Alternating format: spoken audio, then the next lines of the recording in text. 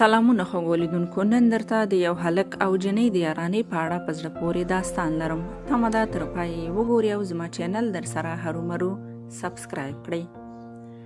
یو سړی قصه کوي او وایي چې د موبایل پر سکرین مې د زنګ نښه راغله. ومې کتل، د نامه پر ځای مې زړه ورته لیکلی و، یعنی مای لف. موبایل مې غوږ ته پورته کړ، له لږ ځنډ وروسته راته یې وویل: څنګه یې؟ له سترګو مې څو اوښکې راغلې. ځان مې کنټرول کړ، ورته ومې ویل: ښه یم. ویل یې: له ژونده خوښ یې؟ خندا راغله او په غټ زړه مې وویل: هو، ډېر زیات. ویې ویل: زه دې یادېږم. موبایل مې له غوږه ایسته کړه او غټه ساه مې واخیستله. ورته مې وویل: نه، اصلا دومره وخت نه لرم چې تا یاد کړم.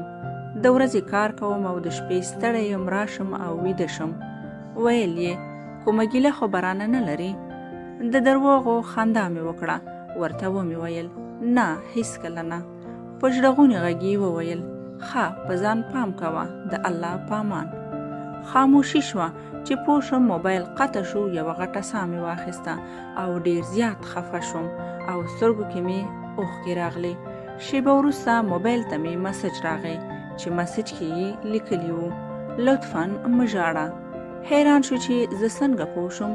زه پوهیږم، ځکه چې زه دومره هم بې ارزښته نه یم چې له یو چا جدا شم او هغه دې راپسې اوښکه هم توی نه کړي. نو درنو لیدونکو، دا ژوند دی. کله انسانان سره یو ځای کېږي خو زړونه نه، خو کله چې زړونه سره یو ځای کېږي خو انسانان نه.